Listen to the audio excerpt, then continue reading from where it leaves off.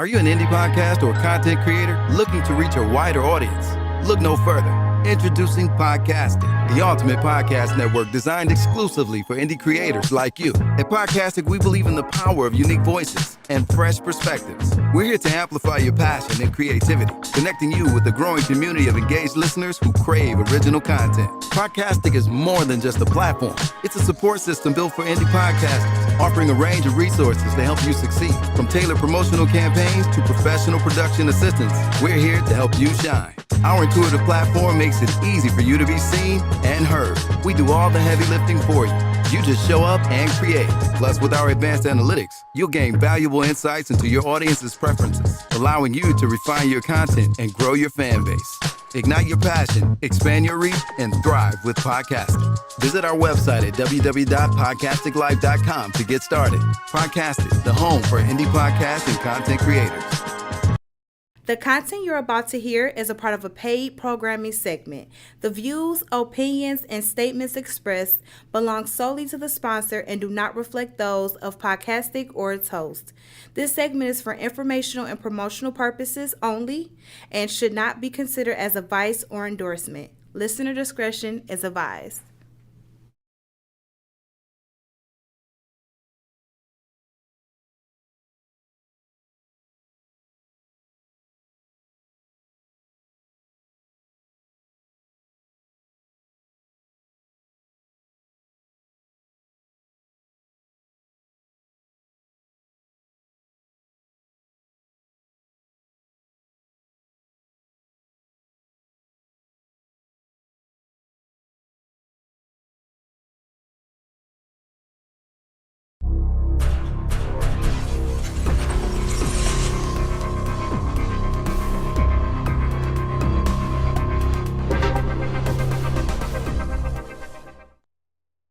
One step closer, you got to get one step closer. Closer to love, closer to God, closer to who you wanna be in life.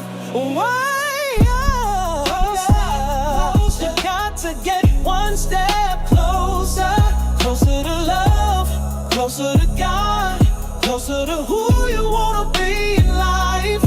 Take one step at a time to reach your goals. Ooh.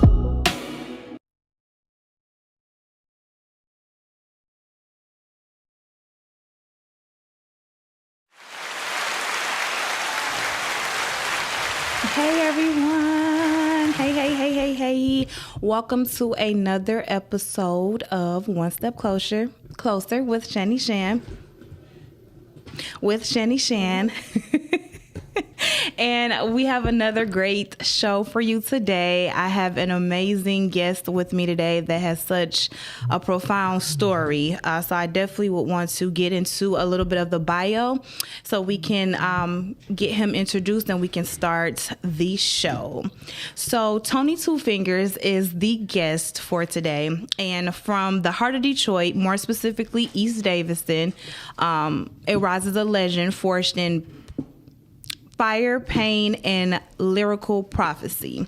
Born into chaos with two middle fingers and a mother lost in addiction, Tony Two Fingers didn't ask for mercy. He made art out of madness. A product of struggle, sharpened by the streets and anointed by rhythm, Tony's music bleeds truth. Influenced by the golden bars of Big Daddy Kane, the energy of Riddler, and the trailblazing sound of Run DMC, he carries the DNA of hip-hop royalty while carving his own crown from concrete. He's Detroit's Scarface, raw, reflective, and relentless. Every verse he spits is a vivid portrait of pain, loyalty, and survival. You don't just hear Tony, you feel him. So if everyone can please give a warm welcome to Tony Two Fingers. Yo, what up, though? Hey, how are you? So thank you so much for coming. I appreciate it. And we're going to jump right in. So it says here that you were born into the chaos with with two middle fingers. How was the environment, or how was growing up with limitations of having just two middle fingers? Well, let me say it like this. Let me just rewind, because the language is so dramatic.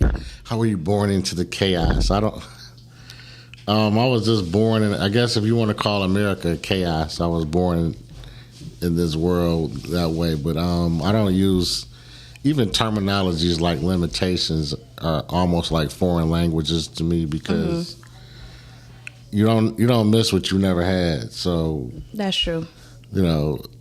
I'm not depressed because I can't give somebody a thumbs up. Right. But you just learn to adapt, and I think what we're saying pre-interview, environment matters. Yes. I'm thankful for the neighborhood that I was surrounded by, that I had to grow up in, and thankful for the mother that I had that always taught me it wasn't nothing I can't do, till I found out she wanted me to embrace my imaginations instead of embrace so-called limitations, if that makes sense. Yes, it makes perfect sense. And I think that's the way to go about it too, because we can have so many obstacles and limitations just with everyday life. So putting your mind to whatever it is that you want to do and actually doing it speaks volumes. So speaking of your mom, how was your relationship with your mom? Did you have a relationship with your mom? How did that go? My mother and I had a close relationship, almost like brother and sister, but with the respect that she was my mom. And I did a song years ago called "Who's My Dogs," and my mother reflected that closeness, because where I'm from, somebody being your dog was closer than being your friend or your family member or your associate. Being your dog was your top tier. So that was my mom's. I mean, it wasn't nothing I couldn't talk to her about. Wasn't nothing she couldn't talk to me about. It was like the definition of being naked, not being covered in any category. That was my mom's. Just being real and authentic. That's good. We need people like that in our lives. So I'm definitely glad that she was able to be that for you. So in regards to where you're from, and speaking of environment, why do they call you the voice of East Davidson? What's the story behind that? It's a lot of fakers out there that want to say Davidson, but they're not really from Davidson. So got you. Davidson is a small area on the east side of Detroit that probably covers, I would just say, a small square footage, but it's where, I learned who I was, and, it's my upbringing. But if anybody has repped Davidson from a global perspective, because of the platforms I had access to, that's probably why they would say I'm the voice or the face of Davidson, because I was just able to expand that name on a more national and global level. So. Got you, and get the truth behind it as well of East Davidson and what it's really about. So I think that's good. Nice. So I know that you do music as well. I know that that's one of your passions for sure. So how did you get started with that? Where does the content stem from? Wow. How did I get started with music? Since a kid. I mean, my family was musical. I know everybody say that.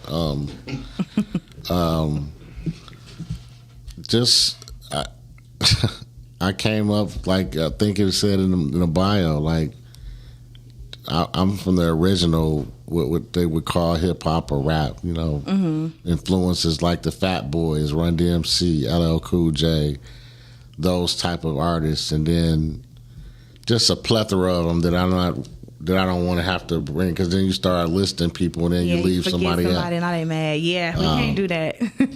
But I will give homage to the person who actually got me into the music industry. I happen to be in a group with him. His name is Riddler. He go by probably Holy Riddles now. Nice. Shout out to Riddler. But he was, I'll tell you a quick story. as I was developing my craft as an artist or a rapper, and I didn't even know I was developing the craft, but it was just something I like to do. And it was a store on the west side called the record store. People don't know. It's an actual building where they had records. You go in and you buy music that you didn't have. So I used to go there all the time because that's where you go get your favorite artists. And one day I went there, and it was a 12-inch record. I know I'm speaking foreign language to the probably young listeners now, but it was a record on the shelf. And at this time, he wasn't called Riddler. He was called Sir Bob. But I knew who he was because I grew up with him as a neighborhood friend. And when I seen his record on the shelf, it sparked something in me that I probably thought I always wanted to do, but never knew that I had an opportunity to do it. So when I seen that just sparked in me, I could really be a professional at doing music. And, yeah, so you can see your name. And I remember going to his house, knocking on his door, like, dog, you know your record is in the record store? He was like, yeah, I know. That's so cool, yeah. So was he humble about it? How did he feel? How did you feel when you started getting your music out there and actually seeing it? Humble is the name of the game. Fast forwarding from that point of sparking in me wanting to do something professional, going through the different trials and tribulations, not like a lot of the local artists that probably did talent shows and was at all the spots where all the local rappers at. I didn't go through that process, but I still went through my process of putting music together and having somebody professionally shop our music or put it out to different labels and things like that. And when it actually became a finished product, my mindset was that I'm in business now. Let's get to work. Nice. But it's only the beginning. I wasn't like I'm a star. I never thought, even though I experienced star-ish, of being chased by fans and being, having that lifestyle around me, but to me it was just like, okay, this is what I wanted to do, so I'm going to do it to the best of my ability. So yeah. Nice. That is so good. So you actually speak to the people through your music. That's one way I speak to them. I speak to people in a lot of different areas. I guess at that stage when I'm 18 and 19 years old.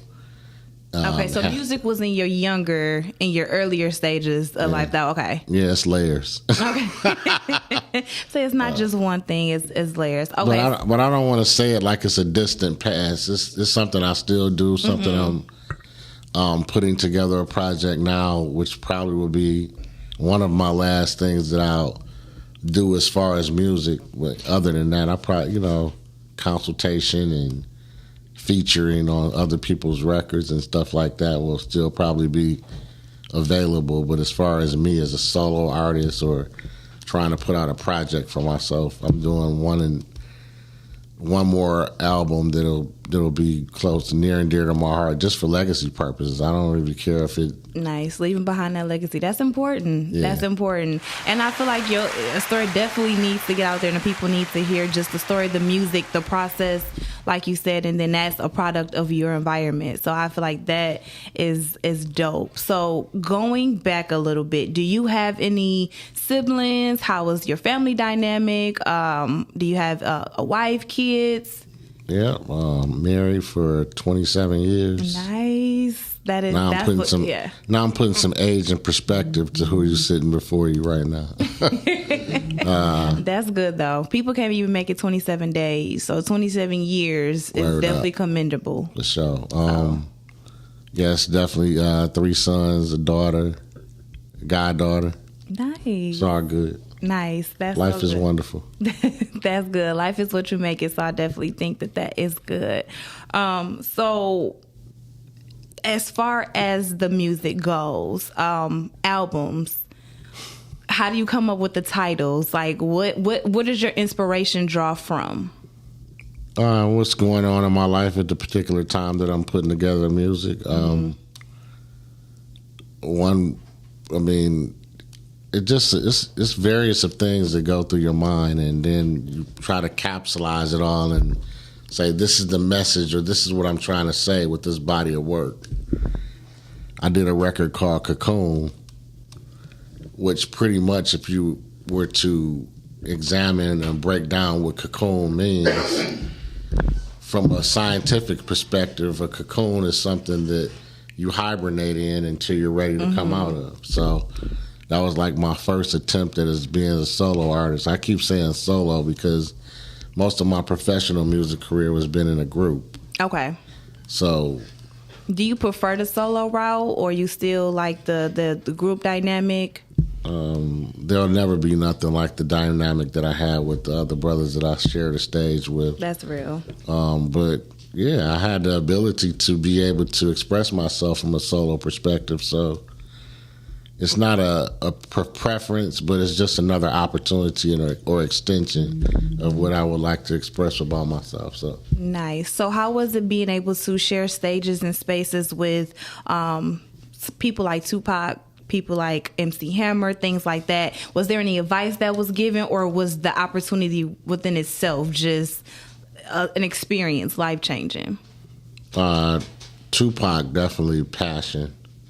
Okay. MC Hammer, work ethics. One of the most hardest working artists I ever had an opportunity to work directly with, and just his, he came from the military, so you get up in the morning, you do your exercise, you rehearse. Excuse me. But yeah. So how did you get to meet them, or how did that even become a thing for you to be in those spaces? Well, it starts with MC Hammer. Okay. Like I said, we had some professional people that was shopping or soliciting our music, and hold on one second, I'm sorry. Oh, you're fine. Oh, goodness. And Hammer got a hold of our demo tape, as they would call it back in the day. Nice.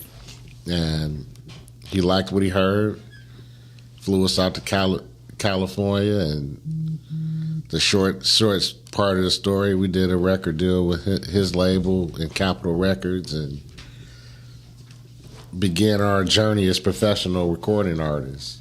Nice. And as you're in the game, then you get to meet various people and have an opportunity to work with different artists. That, the Tupac thing was interesting because Hammer's label, MC Hammer's crew or camp, had this connection with Death Row Records, which was Suge Knight. And as they were putting together a movie soundtrack for a movie called Above the Rim, our group was offered to do a song on that soundtrack. Nice. The name of the song is Loyal to the Game.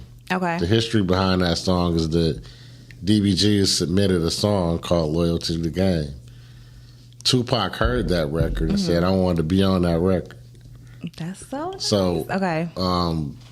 There's 3 members in our group. Riddler, Fingers, Snipe. Okay. So when shout out they to the went, names. When they went to actually do the record again, because when Pac, of course, he being the star of the movie, wanted to be on that record, they had to make some sacrifices because he also brought his homeboy Tretch from Naughty by Nature. Got it. Who wanted to be on the record. Okay. So we had to make some room. So we did the political correct thing, and me and Snipe was like, look, we'll sacrifice our verse. We got Riddler on there. He gonna show them how it's done and do his justice on the record. So Tupac and Tretch got on the record. Hence, when you look at the Above the Rim soundtrack, you'll see. Excuse me. We got some water. Some water. Yep. Take this swallow. Excuse me. There you go. Now we're talking.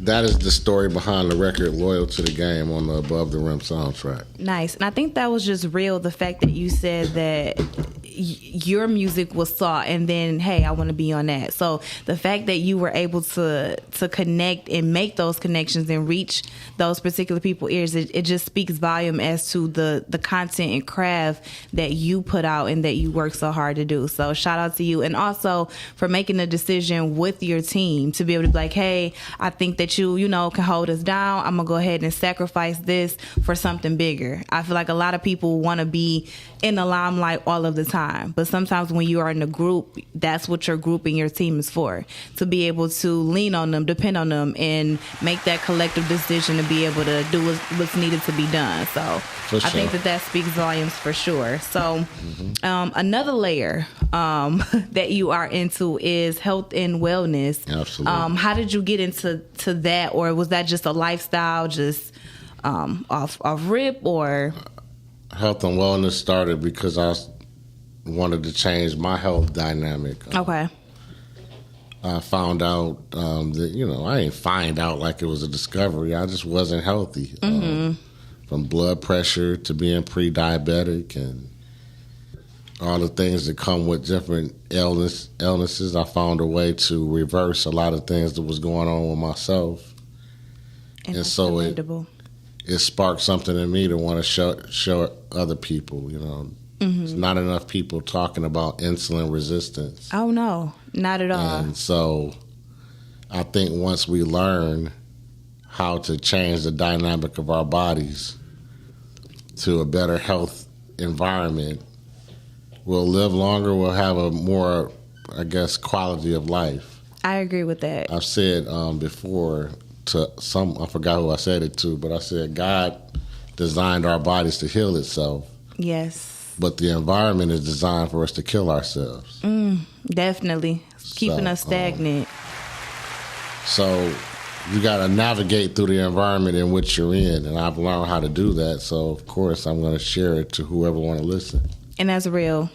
Yeah. Please stop gatekeeping. Like, do you see Fingers? He want to, he want to be able to pass down information that will help you, that will be able to get you healthier, live longer, see grandkids and even your kids grow up. And I just feel like we don't have a lot of information and or resources when it comes to medications, because the doctor's only going to prescribe you just medication. Hey, take this. This is for this. But while you're helping one thing, you're hurting another. So I feel like when we actually get that knowledge and education on, like you said, insulin resistance and things like that, it makes a difference, not only for the environment, but hey, I can do those things to be able to get off of the insulin, or having to take insulin, or having high blood pressure, or be pre-diabetic and things like that. So I think that it starts in the foods. And that's something that I need, have to take accountability on and change my eating habits and my palate as well, to be able to take some of those not so good foods out of my diet, to be able to have more mobility and, be more mobile. Right. And it's not a lot of people's fault. I mean, the environment. I mean, have you ever heard of the Food and Drug Administration? Well, it used to be a Food Administration and a Drug Administration, and then they got married. Now it's the Food and Now Drug. It's combined. Okay. And there's a reason for that, because the food gets you to a certain level of health decline, and then the drugs treat you so that you can be. It's a cycle. Yeah, and you're in that cycle until you break loose from it. So yeah, essentially. So okay, cool. So how long have you been on the health and wellness journey as far as spreading information? I've been studying metabolic syndrome for about 2.5 years now. Okay, so nice. And I got some insight. And where do you get that content out to people at? Is it Facebook, Live? Well, as an official representative and trainer in that, I'm still working to get to that platform. I like to build the information. I like to be the example first, and then I talk my talk. Yeah, it's real. That makes it more credible too, because when you look at somebody and they're actually doing it, you're like, oh, okay, I can see that that's working. Yeah, you don't. What is metabolic?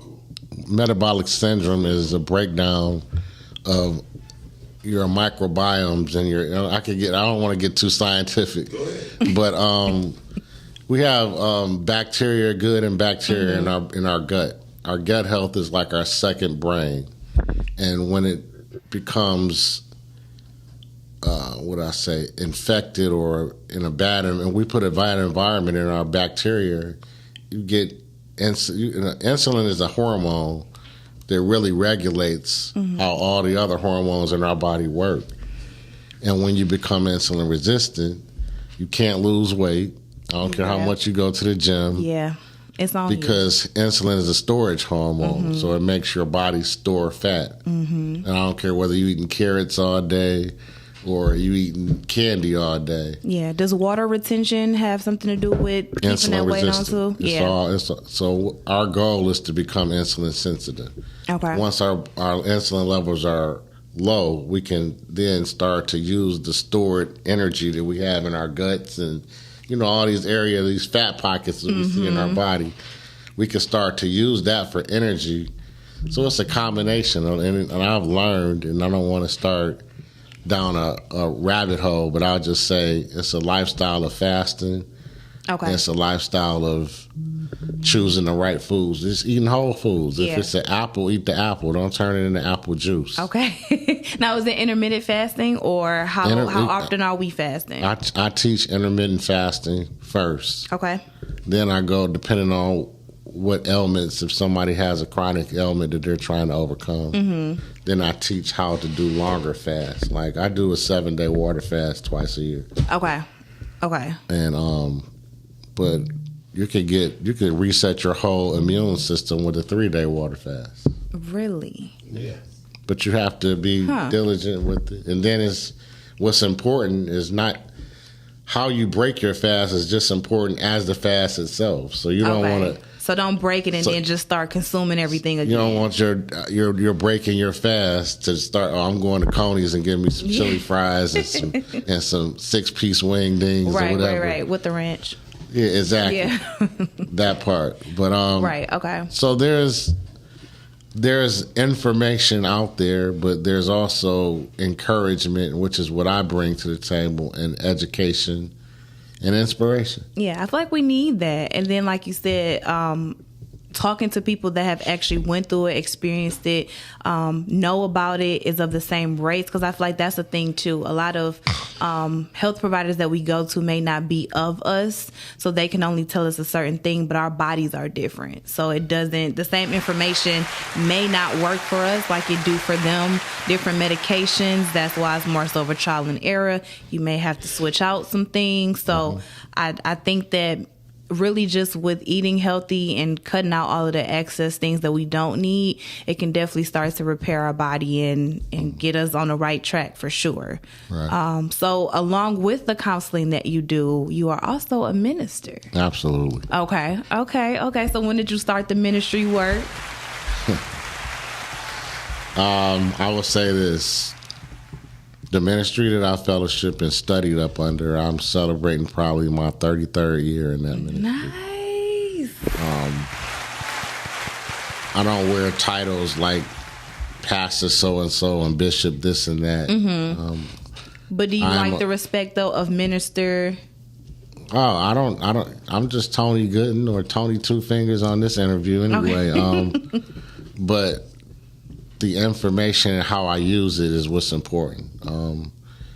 The Word of God, if it's taught properly and rightly divided, can be given by the hobo on the street. But my thing is, because you can learn something from everybody, right? But my point is the something, I look at the way I approach biblical teachings. I use the Bible as like a measuring stick of truth. Okay. Like if I told you this boardroom table was 135 feet, and you say, nah, it's about 10 feet, maybe 12 at the most. And I get a whole bunch of people that say, no, it's 135 feet. Well, we're going to argue until we blue in the face, but we can solve that by doing what? Getting the measuring stick. And then once the measuring stick actually gives you the accurate measurement. And that's the truth. Then you're going to argue with the measuring stick, or you're going to recalibrate to what the measuring stick said. So when it comes to God and His Word, people can have opinions on what they think God will be for and what he'll be against. I just take those thoughts and I measure them up against what's written. Okay. Nice. And then that's how you more so what was the purpose behind getting into this ministry? Is it wanted to maybe change your life or go in another direction? It's always funny to tell that story because I'm not a church guy. I've never been a churchy dude. Yeah. I went to church with my grandmother when I was little. I got introduced to this ministry when I was 18 years old. Okay. I think it was a day somebody came to my house and knocked on my door and asked me was I interested in knowing more about God's word. Wow. I just want to put a pin in that. It just seems like in your stages in life, you were always sought for whatever material, or they just thought that you were the, befitting person for whatever that was at that time. So that speaks volumes. God had already chosen me. It's just that I didn't choose God yet. Ooh, that's good. He waiting on us. Yeah, that is good. I've been mustard until I learn how to catch up, if that makes sense. Boom. No, that's good. That is really good. Okay, so what was your past life experiences? Were they always on the up and up, straight and narrow? No. Okay. No. Okay. Environment matters. You tend to calibrate or assimilate into the environment that you were raised and brought up in. So just like East Davidson brought out perseverance and strength from a certain perspective, it also lended itself to desperation of validation. You wanted to be somebody in the world. Yeah, because who don't want to make it? So the opportunities to be something was either drugs or pimping. I didn't chose the pimping, but you get involved with those type of activities as far as drugs and trying to put money in your pocket and do what you thought in that particular environment was what was acceptable and what was cool to be a come up. Got it. So do you feel like that's more so in a survival mode mindset? Absolutely. Okay. But so is the plants going to work for Ford or the big three. Got it. So you got a survival mode. You got a section of the neighborhood that celebrated when they got that call to say that they can come work to the plant, and you got a section of the hood that was cool to say I'm running my own spot now. Exactly. The more entrepreneur side than working for somebody, but either way, it's to meet a need. Yeah. So, or sometimes mostly to meet a want. So you don't think it's a need? That's interesting because they say that as long as we have everything we need, it's okay if you don't always get to your wants. But you feel like it's a want versus a need. Absolutely, because need represents necessity.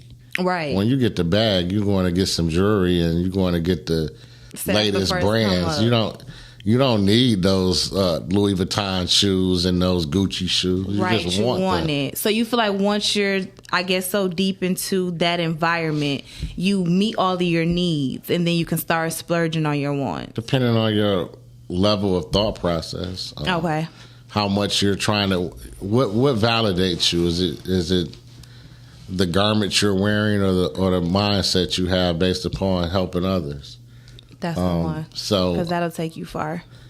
So, some people they bypass what they need. Some people have their kids looking like Raggedy Ann or Raggedy in the streets, but they keep themselves fresh. Yeah, all the time. I've seen it. Yes.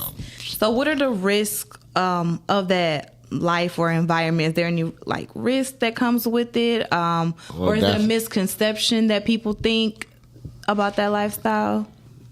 The biggest risk is somebody trying to kill you or you going to prison. I've had both of the risks. Somebody's tried to kill me and I went to prison. Okay. So there's no glorification, but there's definitely education and, walking that pathway. I'm just fortunate. I'm blessed, I would say, at this stage of my life to be able to experience those things, but also not really get caught up to the point that I've lost my life. Like a lot of my mishaps came before I even had kids. So okay. So, yeah. Now to get into a little bit more about kind of what would you call what you were originally born with, to educate the people and give a name to what it actually is, the specific ailment? It's called ectrodactyly. Okay. And it's basically being born with missing digits on your hands and on your toes. Okay, so it's hands and toes for you. Okay. Hands and feet, I should say. Okay. Yeah. Okay. And so that's the best I know about it. Okay. Is it a rare condition? I know for me, my autoimmune condition is pretty rare, so they're still doing a lot of trial and error testing and things on it. I don't know how rare it is. If you look up ectrodactyly, you'll see a plethora of people who have been born like that, and I don't know whether they got them in different various parts of the world or whatever, but it probably was rare back when I was born. I mean, they wanted to put me in an institution. I told my mother I wasn't going to be able to walk, feed myself, do anything, and she didn't have the means to be able to facilitate a lifestyle that was going to be able to take care of someone like me, so they suggested that she just go ahead and give me up to somebody who was in a position to. My mother was like, "Young, okay, I want a family." You're like, I'm gonna be demure, but no, that's crazy. So hearing that, did that spark you or give you the drive to prove them wrong? So have you always felt like you had to prove yourself or let people know, like, hey, just because I'm going through this is not me. I'm not my story, essentially. I think I went through some stages of trying to prove myself, but then it went from me proving others wrong to me proving myself right. That you knew that you could, despite of. I mean, even if I didn't know I could, you find out once you actually get into it. Yeah. I think that's the biggest thing for me, is not babying my condition. So certain things that I know that I can't do, but that was earlier on in the stages of me going through what I'm going through. So I'm like, hey, now at this stage, am I able to do it? But a little bit nervous to break free and actually do it, because I've either modified how to do it or just completely taken that out of my daily routine. So, well, if I can, because this is part of my ministry, I would like to share something with you that I share with lots of people, especially doing counseling or whether I'm teaching in fellowship or whatever. Never take ownership of the attack. I've heard you say a couple of times, like, my condition or my autoimmune system. It's not yours. It's just what you're being attacked with. If you're going to take ownership of anything, take ownership of the deliverance God has for you. Ooh, that is good. I love that. It's changing your perspective of how you look into it. Yeah, I mean, because just as easy as it is to say you sick, you also could say I'm healed. That's true.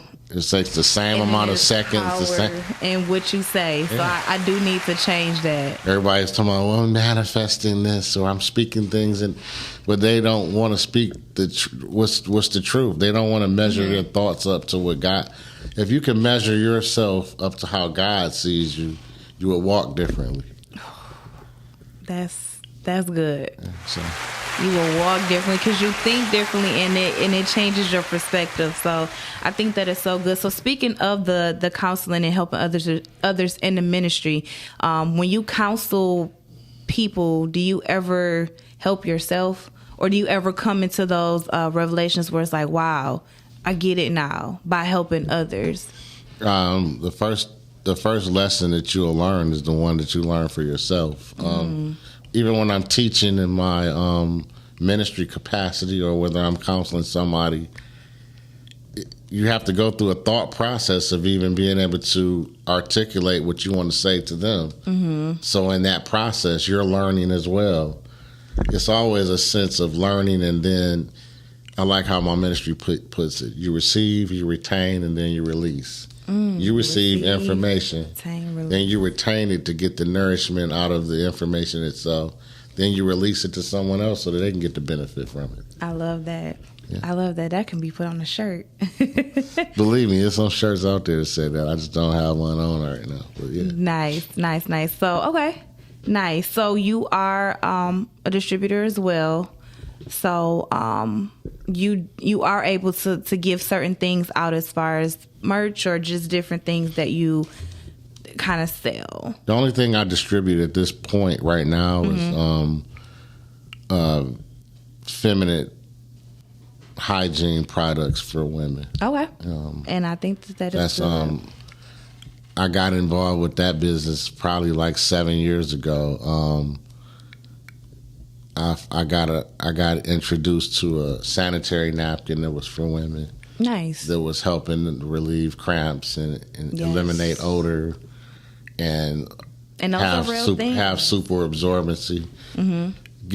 Trying to take them away from what they would call tampons, sticking something. Yeah, because a lot of women aren't educated on how to take care of themselves when that time comes. So during that time I was teaching what toxic shock syndrome was and trying to help women avoid that, because in that particular category, prevention is key.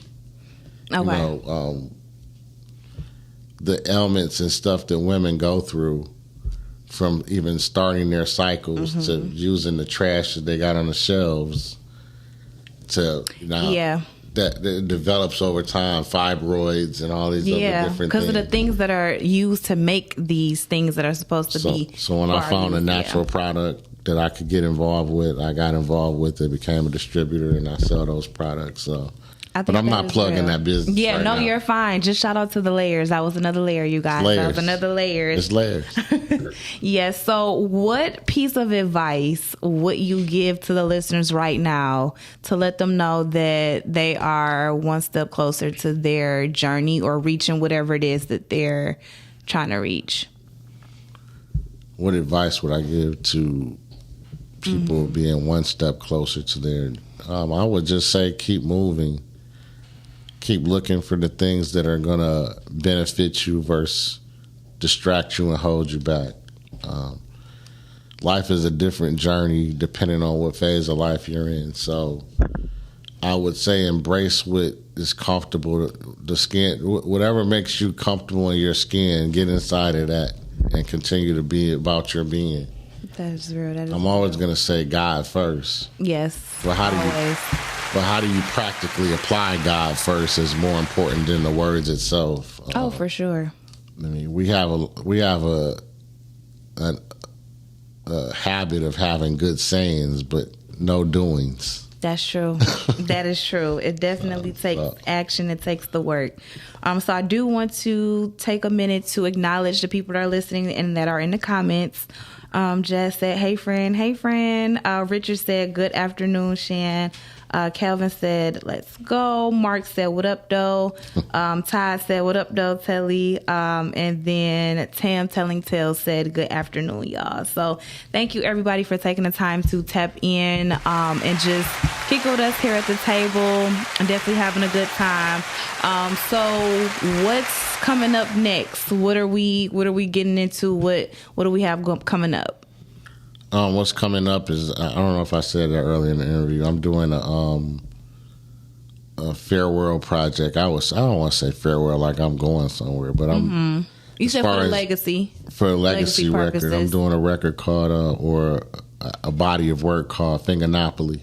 Nice. And basically how I came up with that title was based upon monopolizing your own life.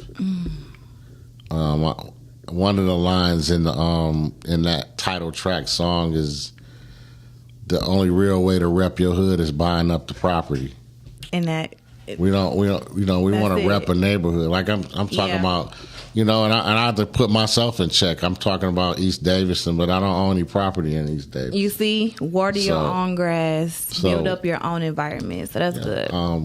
And just own who you are. That's the biggest thing about the whole game on Monopoly. The most valuable property is yourself.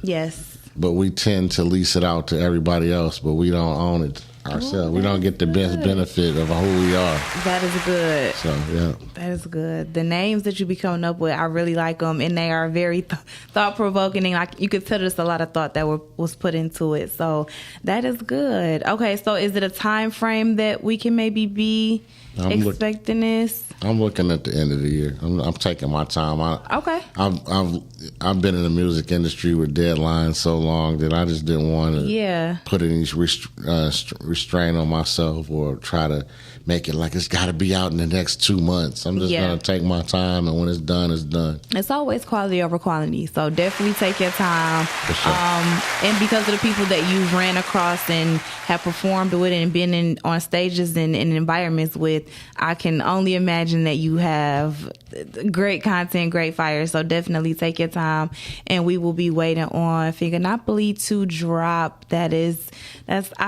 name. The name just got me for sure. So, Tony, I was gonna shout out. Go ahead. Oh, shout out G Unitas, Sovereign Kings.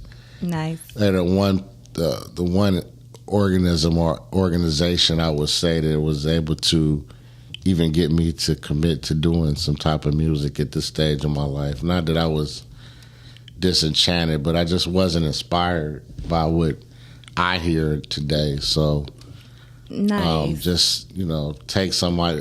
That's another line. I keep saying this though, because a guy named G Unitas is who I work closely with in the music right now, and it reminds me of a line in the Fingernopoly song that I said, niggas is separated, but it's gonna take a G to unite us. Yeah. Ooh. And, I'm waiting, claps. I'm waiting on that to come off. So he is, so pretty much I'm getting an opportunity to work with one of the members of my group on a song. It's just gonna be a fun project. But nice. Other than that, family, friends. Nice. So who was the legacy from this particular album that you're looking to? Is it for your kids? Is it for you to just say, hey, this was probably when the last of the good music was? The legacy is for who's ever gonna attach themselves to the words that I put on a song. I don't want to say it's for anybody in particular. Of course, that's real. If it gets to making some money, then my children will be the biggest beneficiaries. Oh yeah, for sure. But other than that, whoever loves the music, whoever likes it and can relate to where I'm coming from, it's for you. Nice. So how do you feel about the music now? Can you rock with it? Is it? I mean, I can rock with anything to a certain degree. I just think that there's not enough diversity in what's being popularized right now. I agree. I think there's a certain framework in which you have to fit into, and other than that, if you don't fit into it, then you're not valued. And I agree. And I think back when I was coming up in music, you had groups like Public Enemy and X-Clan and then NWA, my favorite rap group of all time, Bone Thugs and Harmony. Nice. I know you don't know who that is. I do. Some of you don't know who that is. Well, it has been a pleasure. I want to thank you again for taking the time out of your busy schedule to sit here with me for this great interview. It was such a pleasure meeting you, and definitely going to be looking forward to Fingernopoly dropping. And yes, I just want to thank everybody for listening and taking the time out of your busy schedule as well.